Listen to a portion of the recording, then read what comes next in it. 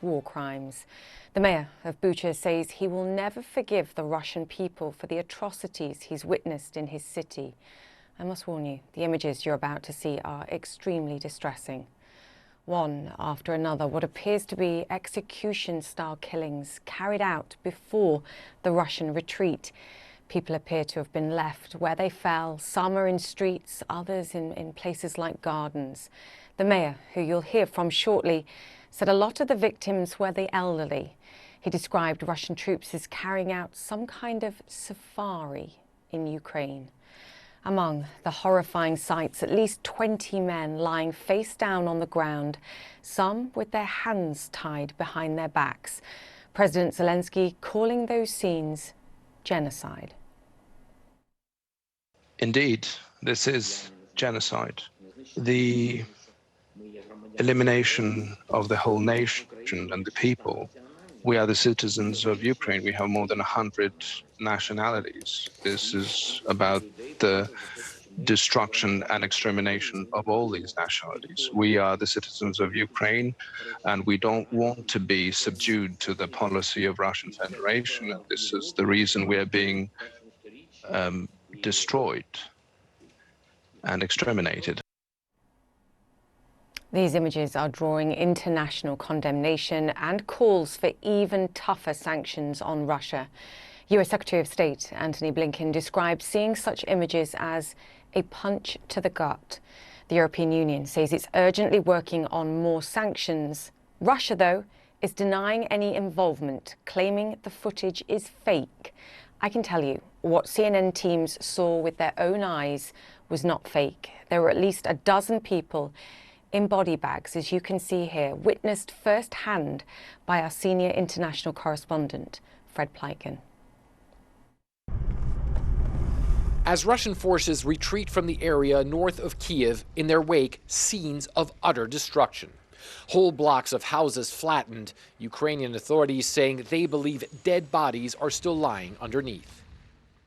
But here, the dead also lay in the open.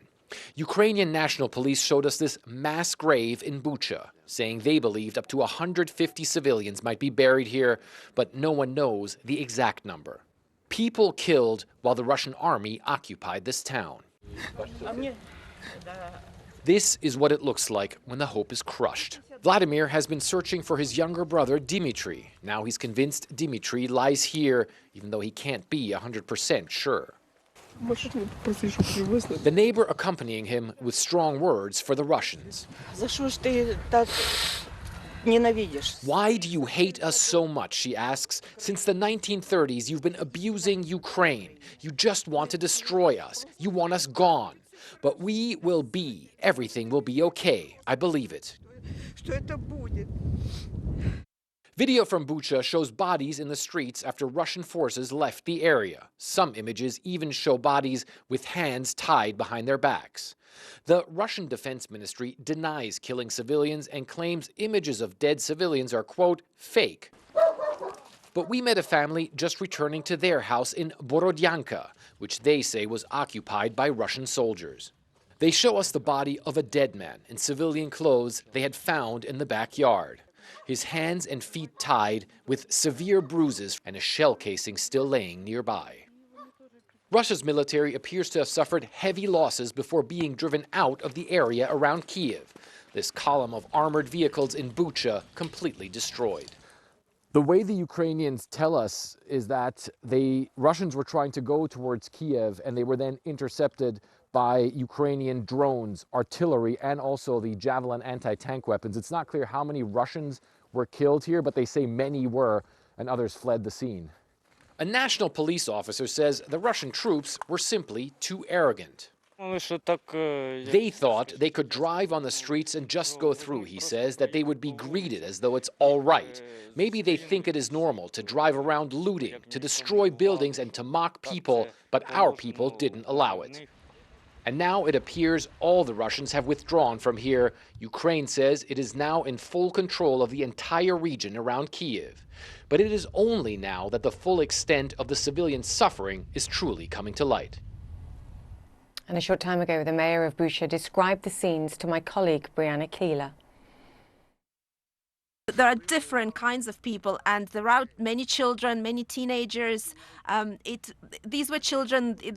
They posed no threat to the Russian troops or Russia as a whole. They did pose absolutely no danger, and it was impossible not to see that they were children, not to see that a mother is carrying a child, and these cynical atrocities is what the Russian troops are all about. That's what Russia is all about. And we shall never forgive them. They will never be forgiven on this earth or in heaven. Mayor, how worried are you that Bucha is just the beginning, that we're going to be seeing this in other towns and cities? So, based on what we have seen, what the Russian occupiers have done here, I think we can expect to see the same picture on the entire territory from Kiev to Mariupol and Kherson. This will happen everywhere where the Russian occupier has stepped in, and they cannot make progress militarily.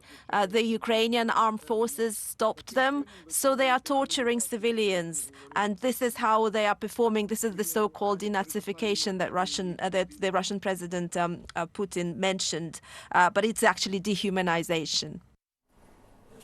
The mayor of Bucha speaking there. Now, as Russia concentrates its operations in the east and south of Ukraine, the key port city of Odessa suffered airstrikes overnight.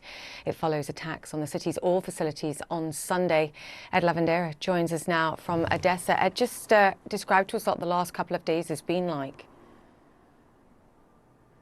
Well, you know, many people, I've been here for several days now in the port city of Odessa, and many people have told us that even though they've been enjoying some relative calm for days and days, that they all knew that could change in a minute. And that's what has happened exactly in the last 24 hours.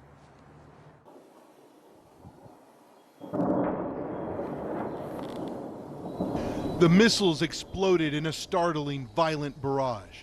About 6 strikes lit up the sky. Russian military officials say the attack on Odessa was launched from the sea and land using high-precision missiles. The massive plumes of black swirling smoke covered much of the city of 1 million people. The strikes landed in a largely industrial area, destroying an oil refinery and fuel storage facilities. Multiple airstrikes hit the port city of Odessa here in southern Ukraine just before sunrise Sunday morning. There were no air raid sirens that went off before the blasts, and the explosions could be felt and seen from miles away. Ukrainian officials say there were no injuries, but Tatiana Harasim says the explosions threw her from the chair she was sleeping in, and window glass shattered all over her. Tatiana volunteers in this building late into the night, cooking meals for Ukrainian soldiers. In recent days, she says reconnaissance drones were flying over the fuel storage facility.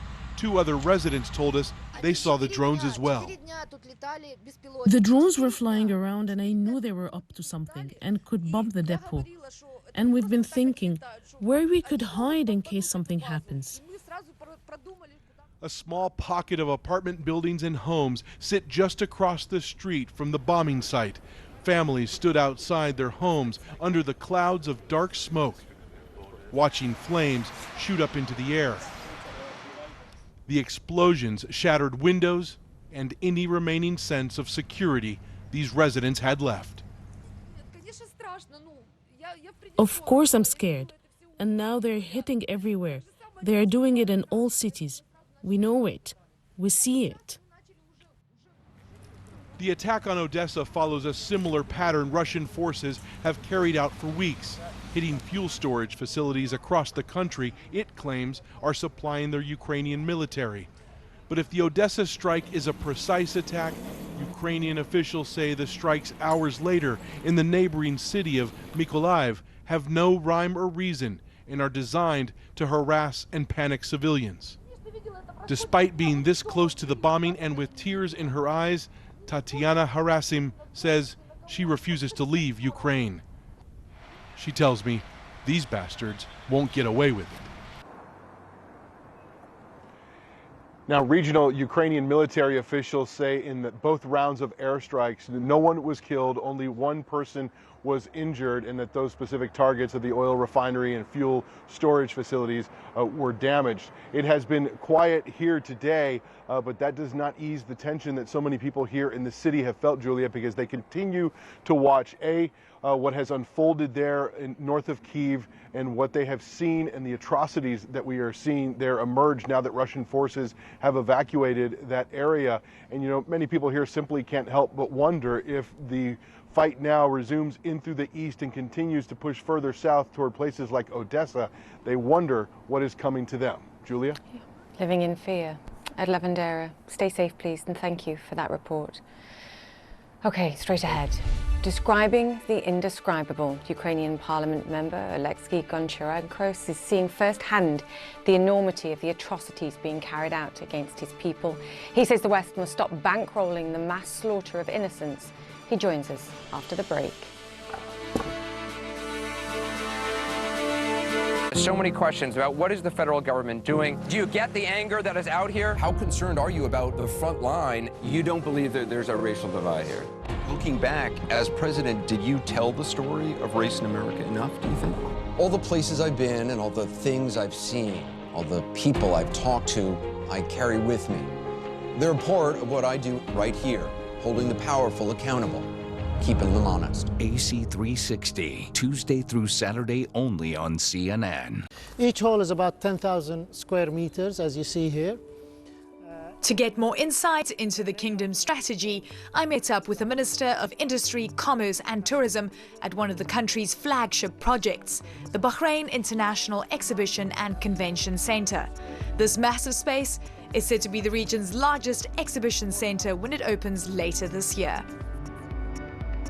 Bahrain was already under pressure economically before the pandemic. The pandemic brought along with it a lot more pain. But the country was already on the path of trying to diversify away from oil and gas. Do you think that's actually doable? If you talk primarily about diversification, it's not new to us. We've done it before. Before oil, we didn't have oil. We were a pearling nation. We went from pearling to oil, to industry, to banking, to telecoms. And I'm sure we'll find more and more as we go along. I think the biggest asset in Bahrain is the Bahrainis themselves.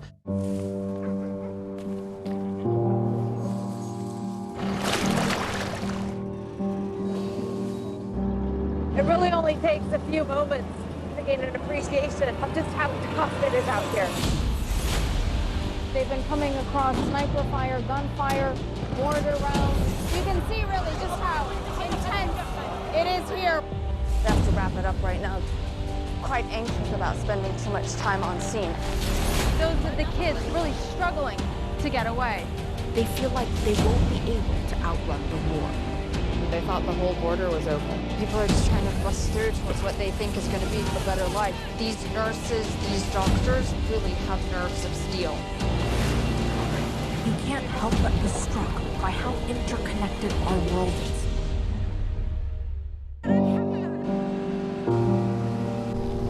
Arwa Damon, CNN.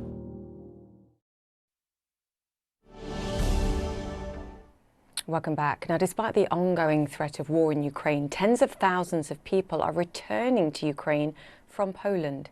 CNN's Kung La spoke with refugees in Warsaw to find out why. In some ways, we've almost become accustomed to these images because they are now so common almost 6 weeks into the war. Ukrainians carrying everything they own and bags that they can roll, their babies in tow, except they are not fleeing to safety. We are on a platform, a bus platform in Warsaw, Poland, and what you are looking at are Ukrainian refugees here in Poland, but they are not running from the war. They are returning to Ukraine. At the bus station in Warsaw, Poland, the platform is packed. But not with people arriving from Ukraine. They're heading back. Reality of life as a refugee more unbearable than war. Katerina Wolf says after 2 weeks, she's returning to Kyiv. What is it like trying to live away from home all this time? So bad. Because you don't know what's wrong with your relatives, with your family. It's not a permanent way to live. Yeah. The Polish government says 2.5 million Ukrainians have come in since the war began. As of this weekend, 442,000 have gone from Poland back to Ukraine. Housing is a problem, as Poland struggles to absorb the influx of women, children, and the elderly. Poland's residents have welcomed Ukrainian families into their homes, but living on strange floors and out of bags can only go on for so long. Poland allows Ukrainians to work and collect government assistance, but there's the red tape, standing in long lines with fellow war refugees to file the proper papers. And then there's childcare and schooling, trying to raise kids with new language and cultural barriers. Poland wants to help, but nearly 6 weeks into this war, the signs of strain are getting harder to ignore. The Polish people will welcome Ukrainians, whatever happens, because they are fighting for our freedom, and we do understand that. But of course, there is a certain limit, human limit, what we can do. When you say you're at capacity, what do you mean? The population of my city has grown almost by 20% in a month. So of course, it puts an enormous strain on the city, on its services. And we are doing our best. We are welcoming everyone who needs help, but improvisation has to end.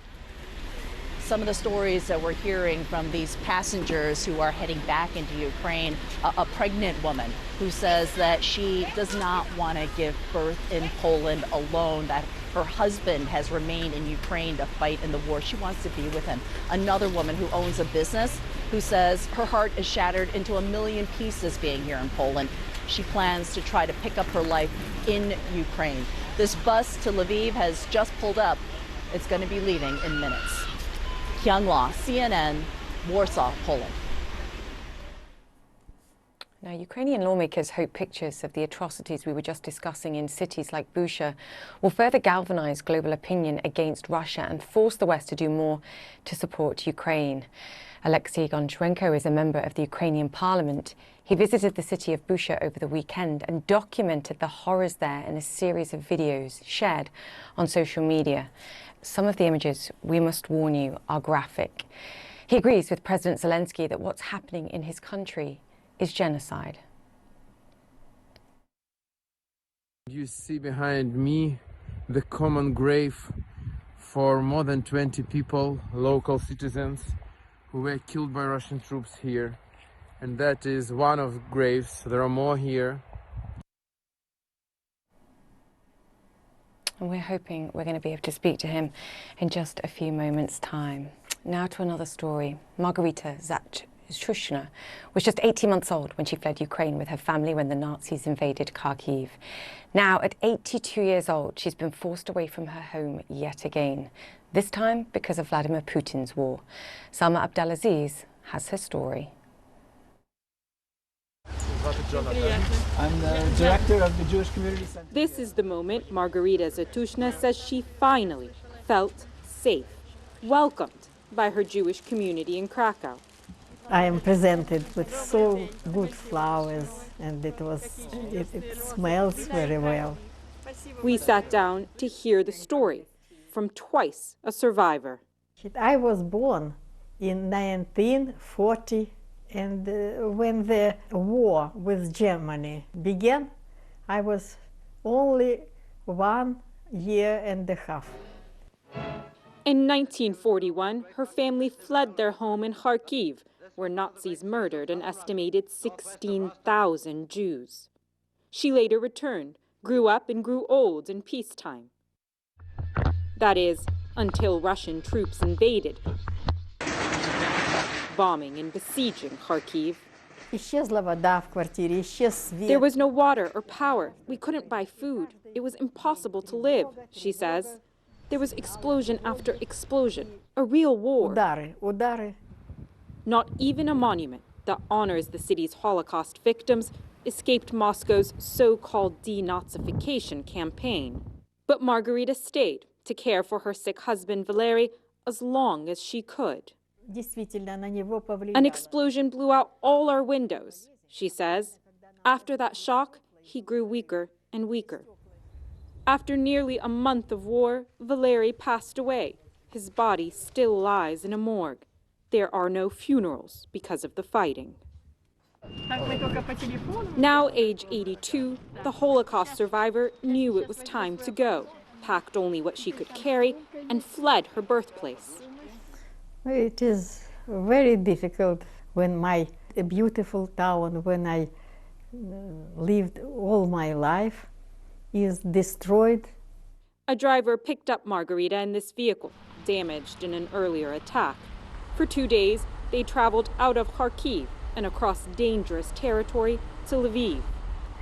It is a very hard road. From there, she boarded an ambulance and was ferried into Poland. We were tracking her evacuation and met her at the border crossing.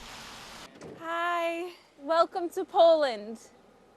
But Margarita still has further to go. She wants to join her brother in New Jersey. I was not scared. Where is this bravery from? It comes alone to us. Margarita hopes to return, bury her husband of 40 years, and see her beloved city at peace again. Salma Abdulaziz, CNN, Krakow. What a beautiful smile. Hope. Russia's alleged war crimes in Bucha and other Ukrainian towns drawing international outrage, with European leaders calling for further sanctions on Moscow. Lithuania's foreign minister tweeted, and he caught my eye, Russian army of mass murderers retreat from Bucha reveals the full scale of atrocities. We can only imagine what is going on in other occupied territories. No other way around. Buying oil and gas is financing war crimes. Dear EU friends, pull the plug. Don't be an accomplice. Nick Robertson joins us now from Brussels. Nick, Lithuania, of course, announcing over the weekend they're not going to take any more energy from Russia. The question is, does what we saw this weekend change anything in the minds of those EU members that do continue to pay for oil and gas? It's certainly galvanizing a lot of attention and focus on the issue. Latvia, for example, is in an entirely different position to Lithuania. It is not in a position to cut off its gas supplies from Russia at the moment, but we've heard from the French president saying that coal and oil supplies should be cut from Russia. Notably, he didn't mention gas. We've heard a senior German banker today saying that if gas supplies from Russia were cut, then Germany would go into recession. We've heard from Charles Michel, the European Council president, saying that sanctions and support would soon be coming for Ukraine. More sanctions, a fifth round of sanctions. But to get that round of sanctions and for them to be tough, as some European leaders want, consensus has to be found. And the indications are at the moment that consensus for really hard, tough-hitting sanctions to cut off, and that would include, of course, cutting off energy supplies from Russia, are too tough a pill for many European nations to want to swallow. That's how it appears at the moment. But it does feel that what has happened, these war crimes that have been committed, are a galvanizing moment. We've heard from Ursula von der Leyen, the European Commission president, just speaking not long ago, saying that there would be support for investigations for Ukrainians to do investigations and help bring the perpetrators to justice through international courts. This is all good. In the terms of what Ukraine wants in the distant future. But what Ukraine needs and says it needs today is an urgent way of forcing Russia to recalibrate. And this week will be a decisive week in that context for European leaders to see if they can find further unanimity. It's not clear at this moment, but what is clear is there is a lot of energy for it. We've heard from the German foreign minister as well, the French foreign minister, all saying the same thing. More sanctions, more sanctions. But the question is, what are they? Yeah, and that's a great question. I mean, Nick, I know the Ukrainians are saying, look, we want full oil, gas, coal embargo, a ban on Russian vessels and cargoes. We know the Ukrainians are tracking the Russian vessels, and a disconnection for all Russian banks from SWIFT. It's only been partial, of course, and that's how these energy payments are being made. To your question, Nick, what else can they do? Because it feels symbolic. Does it perhaps galvanise greater cohesion of support around weaponry? Tanks, for example, as was a topic of discussion over the weekend. Anti-aircraft missiles, more. I think it's a focus on every element of assistance for Ukraine, but I think it's also evidence of the immediacy of that need. Certainly the military support, the continuing humanitarian support, we've heard that. We've heard the British Prime Minister announce that in a statement. But it is the sanctions that really Ukraine feels that can bite the deepest, be the toughest. As you say, banks like Gazprom Bank, which is the conduit, as you say, for payments for Russian energy supplies, have been without sanctions, as has Sberbank, another big bank in Russia. And there was this sort of delicate balance between what the United States and some of the sort of bigger hawks, if you will, on what could be sanctioned and affect Russia immediately and in a tough way. The hawks were pushing for Russia to be, of all its banks, to be taken out of the SWIFT mechanism.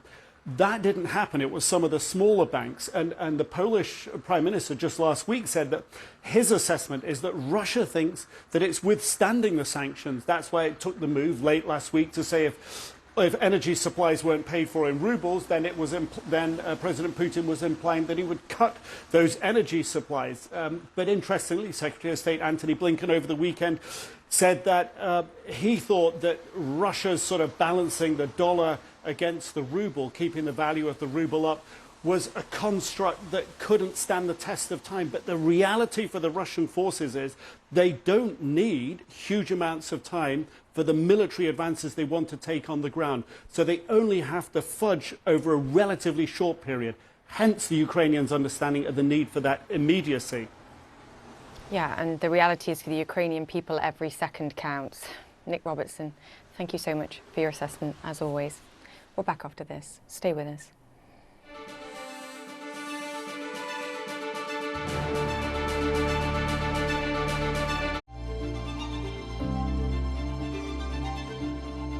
Inside Africa Fact File, in association with Zenith Bank.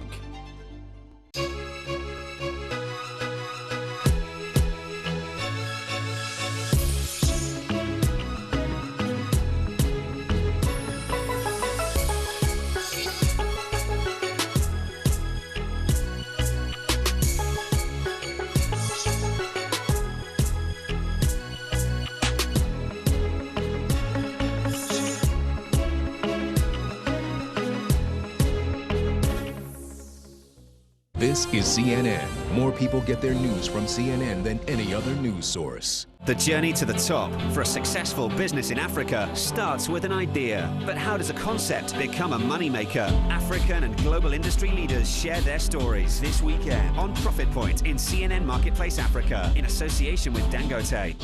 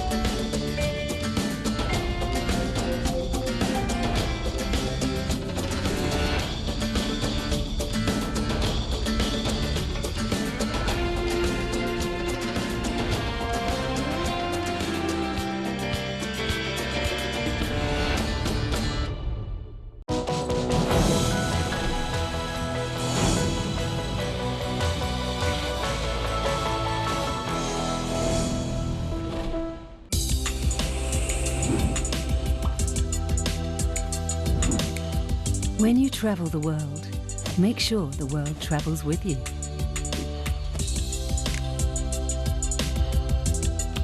Check in, log on, and get connected with all of the latest developments at your fingertips. CNN Partner Hotels, connected to your world.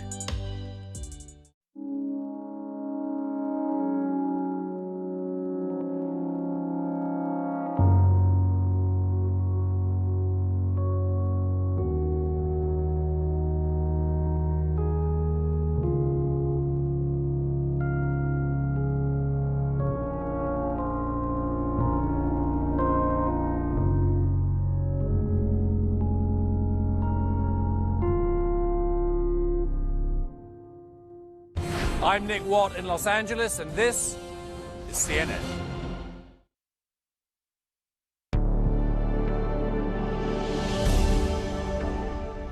Ukrainian lawmakers are hoping pictures of the atrocities in cities like Bucha will further galvanize global opinion against Russia and force the West to do more to support Ukraine. As I mentioned earlier, Alexei Goncharenko is a member of the Ukrainian parliament. He visited the city of Bucha over the weekend and documented the horrors there in a series of videos shared on social media. Again, some of the images, we must warn you, are graphic. You see behind me the common grave for more than 20 people, local citizens, who were killed by Russian troops here. And that is one of graves. There are more here. Alexei Goncharenko was also recently eyewitness to the destruction in Kharkiv, Mykolaiv and other cities. Today we find him in Western Ukraine and he joins me now. Alex, thank you so much for making time for us. Just describe what it was like being in Bucha over the weekend.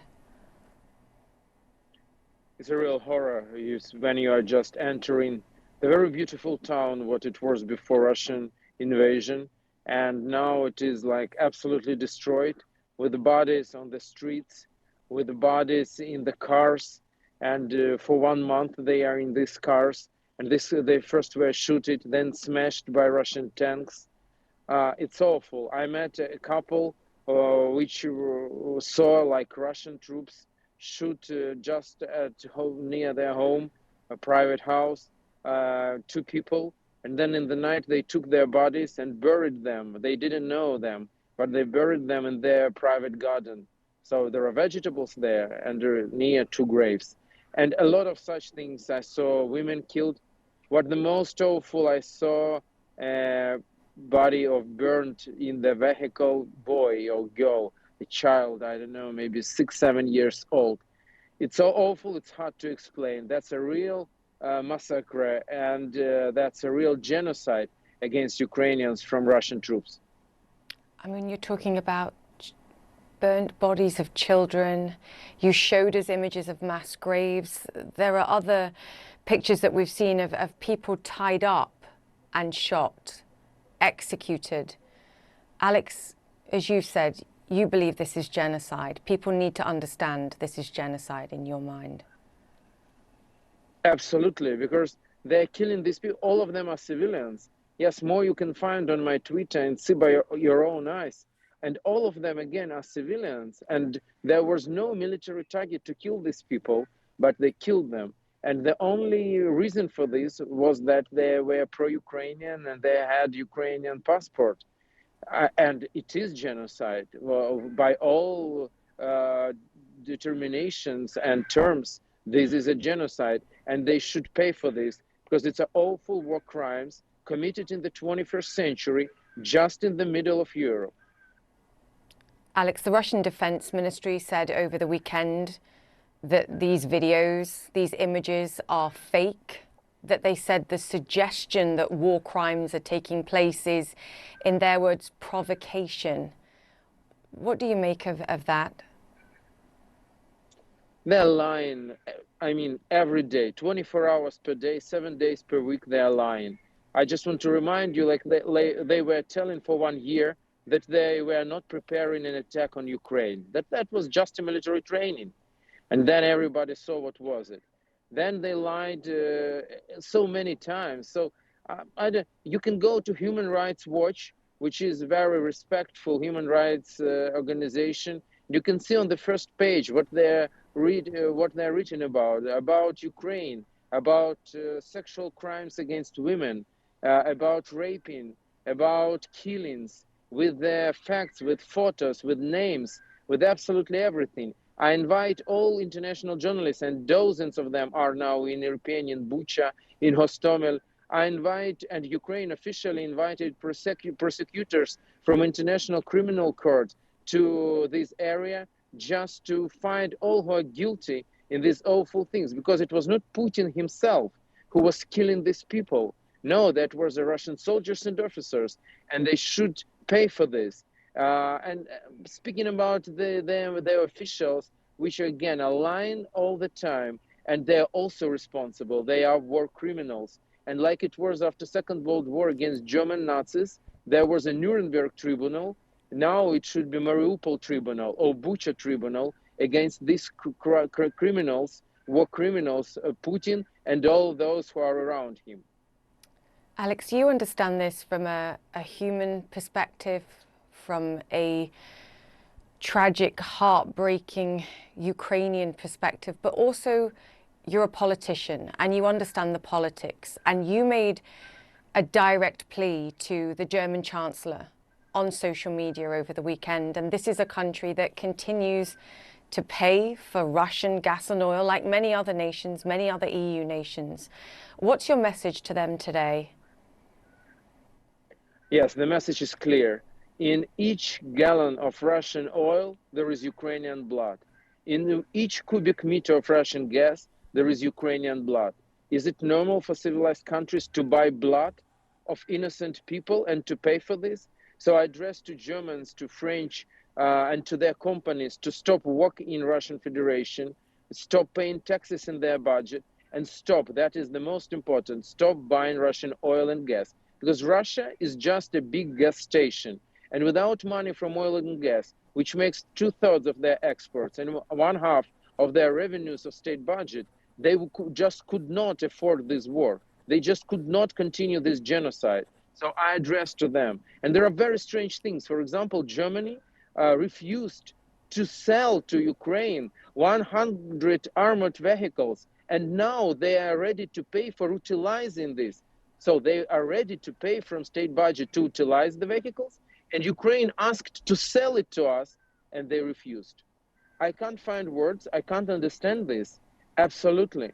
Because Ukraine is fighting not only for ourselves, but for the whole free world. If Putin would not be stopped here and now, he will go further. It will be like the Second World War. Hitler was not stopped at time, and the catastrophe was awful. The same can be this time. So we should make lessons from history. I think you said it. In every barrel of oil is Ukrainian blood. Alex, how hopeful are you that peace can be found? That Putin can be trusted? No, he cannot be trusted.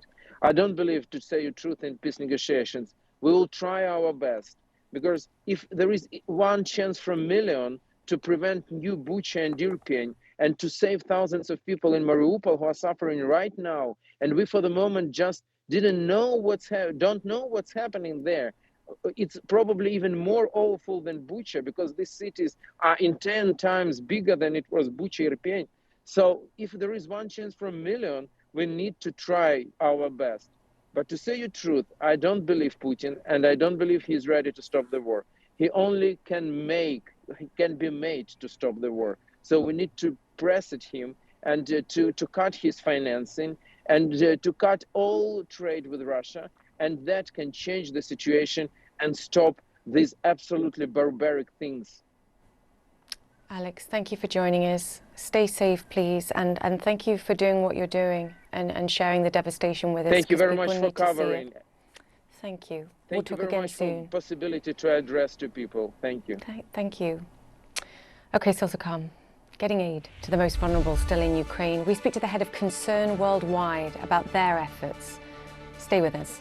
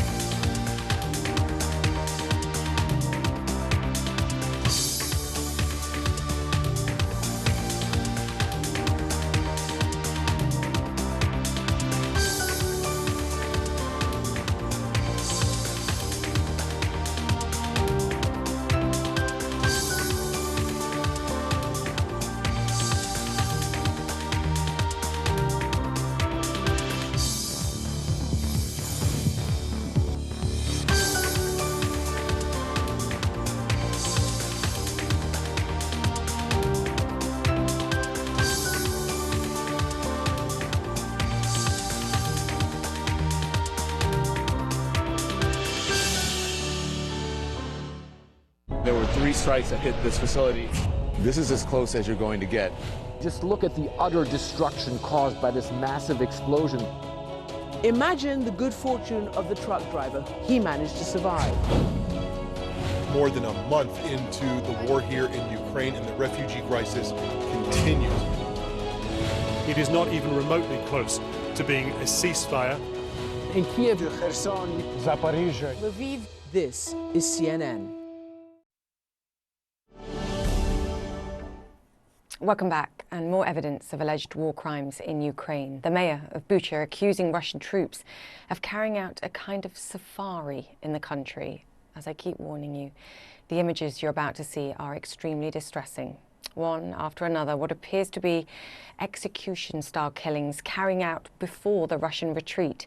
Bodies appear to have been left where they fell, beside city streets and in back gardens. Also in Ukraine, the Red Cross says efforts to help people in Mariupol have failed yet again because of the violence. The agency has been trying to enter the city since Saturday to bring aid and help civilians get away. The UN says the war has displaced more than 10 million people, forcing them to relocate within Ukraine or abroad. As the humanitarian crisis in Ukraine grows, our next guest understands the challenges of getting aid to the most vulnerable more than most. Joining us now is Ross O'Sullivan. He's the head of the emergency operations for Concern Worldwide. Ross, great to have you on the show with us. We're talking about a quarter of the population on the move, just to give people a sense of the scale of the response that's required. And I know when you looked at the situation and the surrounding nations, you decided actually the people in Ukraine need your support most of all. Good morning, Julia, and it's really nice to be with you today. Yeah, absolutely. We have been down in the region now for over 5 weeks. And did take a very hard look at the neighboring countries, the countries bordering Ukraine, in terms of the outpouring of people from Ukraine, and felt very quickly that in terms of who was arriving out of Ukraine at that time, the first wave of people leaving, that the countries were coping reasonably well in terms of receiving them and supporting them, and also the profile of these people that were leaving at that time were largely not staying in the neighbouring countries, but continuing on to third countries. So it was felt that really the 4.1 million people have now left Ukraine, but there's an estimated 7 million people inside Ukraine on the move, and a further upwards of 12 million people who are stranded in affected areas, who will likely move if and when they can, like Mariupol that you just described. Yeah, I mean, it's astonishing numbers in the space of, what, just 5 weeks. Talk to me about how you're providing support. Thank you. Well, along with our European alliance partners, I mean, so no agency can do this alone. This is huge by any stage. But along with our alliance partners from Germany and Italy and the Czech Republic and France, we're assisting people in a number of regions inside central and western Ukraine, supporting them with a combination of food and non-food packages, typical family hygiene items, as well as items for babies. Support has also been provided to informal accommodation centres where these people are staying. There are literally hundreds of these scattered throughout central and western Ukraine. And we're supporting them with laundry facilities, with showers, with toilets, with bedding, and some very specific items of clothing that are not currently found locally, like underwear and socks. To give you a kind of idea, I visited a secondary school in a rural village of less than 100 people normally living in that area, and in that secondary school, bedded down in the basketball arena, in the basketball area, were 70 people that were displaced. And they were, using the facilities of one toilet and one shower. And these are areas where we can support the local authorities and the local health self-help groups with, in terms of improving the lot for these people. Yeah, I mean, there's so many challenges. I know you're also targeting people for cash payments too, just so that they have that extra level of security if they are moving around and can pay for things themselves. How do you keep your people safe? Because deliberately mentioned the story of what the Red Cross is saying, and they simply can't get people out of Mariupol, and these are specifically sort of devastated areas. But to your point, there's a danger of confusion between military and humanitarian supplies, and trying to ensure your people are safe and actually able to get to people where they're needed. Well, I mean, currently in most of Western Ukraine, access is still relatively open. We are able to access that part of the country from a number of the neighboring countries, including Poland and Romania. We manage risk in Ukraine the same way as we would manage risk the world over.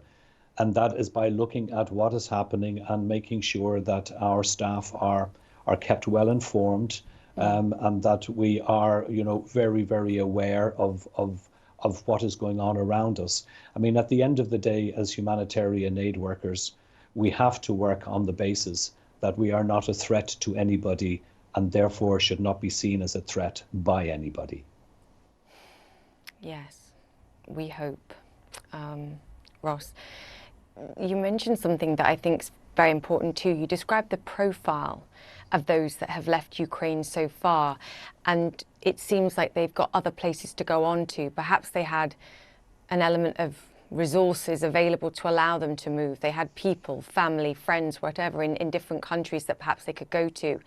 You said something recently to the Irish Defence Committee, and that also caught my attention, and that was that for the next wave of refugees, it's a case of simply having to leave no matter what their situation and what they go on to.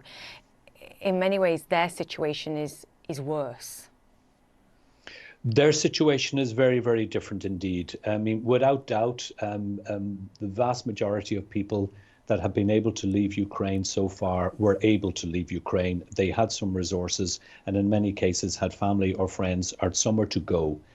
Inside Ukraine right now, people are moving from east through the central regions into the west. They are moving as far as they feel they have to go to find safety, security, protection. And they don't want to leave the country. They're not planning to leave the country. And these families are now, the profile of them, they're intergenerational families. They have very young children. They have elders with them who have very, very, very specific needs. And these people will not leave the country unless they absolutely have to. Yeah, it emphasises the point about the time needed to stop this somehow before those people are forced to leave too. As you mentioned, there are multiple NGOs, bodies, donations working and trying to provide support here. Ross, what's the danger that that system that's been set up so far becomes overwhelmed by sheer scale, numbers over such a short period of time, and how can that be best prevented? I think there's two things here, Julia. I mean, one is what is required now and through the coming months in Ukraine. I mean, the needs are absolutely astronomical. You're talking about, as I say, I'm Irish, and I've been recently referring to the numbers of people on the move inside and outside Ukraine are twice the population of my own country. I mean, it's just staggering what we're talking about. And even if things were to improve tomorrow, and what I mean by that is if there was a cessation in hostilities, if there was a ceasefire, if the conflict suddenly stopped, it would be months, if not years, before these people can return to their former lives. And so there is a huge amount of support they need both now and through the coming weeks and months. And all I can say is that the generosity of the people in the United States and around the world has shown incredible kinship and and support for the Ukrainian people. And this has to continue. Yet, having said that, there are crises all around the world that don't just disappear when Ukraine has suddenly happened. Afghanistan, the Horn of Africa, to name just two. You know, there is hunger, there is famine, there is crisis, there is war, there is conflict. And one of the big worries we have is that, the focus on Ukraine, albeit important, necessary, and fully validated, must not come at the expense of what is going on in the rest of the world. It's such an important point. It must be focused upon, but we can't forget or allow other big issues to be overshadowed too. Thank you for the reminder. And Ross, thank you for the work you and your team are doing. Stay safe, please. Ross O'Sullivan, Head of Emergency Operations for Concern Worldwide. So thank you. Thank you. OK, let me bring you up to speed with some of the other stories making headlines around the world. Shanghai has started testing all 25 million of its residents for COVID-19 as cases surge. Thousands of healthcare workers and military personnel from other parts of China are helping with the campaign. They've also been enforcing tough measures such as separating infected children from their parents. And in Sri Lanka, a move to stabilise the government amid the worst economic crisis in decades. 4 ministers were sworn in earlier today after 26 cabinet ministers resigned. The Prime Minister and his brother, the President, remain in office. Hungary's populist Prime Minister has clinched a 4th consecutive term in office after a surprise landslide victory on Sunday. Forecasts have suggested a much closer race. Viktor Orban touted as a win against his liberal opponents, the European Union and Ukrainian President Volodymyr Zelensky. The Hungarian leader has long supported Russia and was congratulated by the Kremlin after his victory. OK, still ahead, the American music industry's big night hitting a serious note. The biggest stars hearing from Ukrainian President Zelensky his plea, tell the story of Ukraine through music. That's just ahead.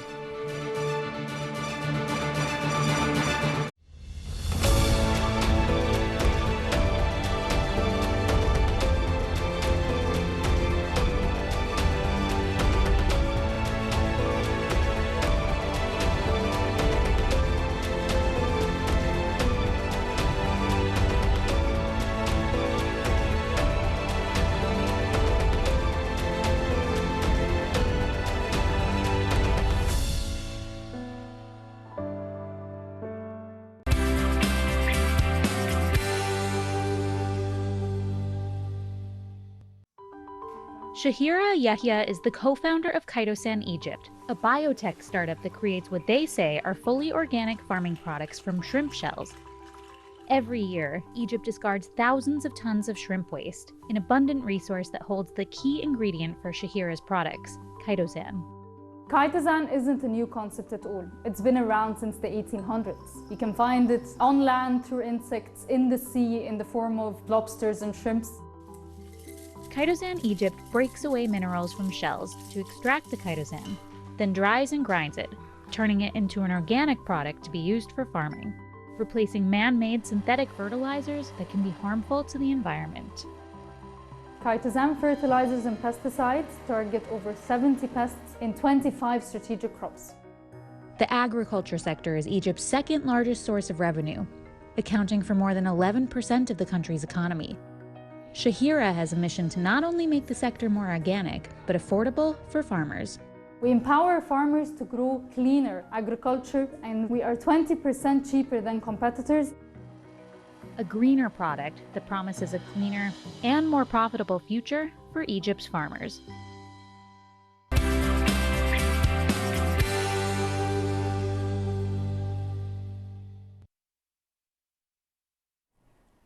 JP Morgan CEO Jamie Dimon warning investors of unpredictable outcomes if the war in Ukraine escalates. Dimon saying in his annual letter to shareholders, quote, the war in Ukraine and the sanctions on Russia at a minimum will slow the global economy and it could easily get worse.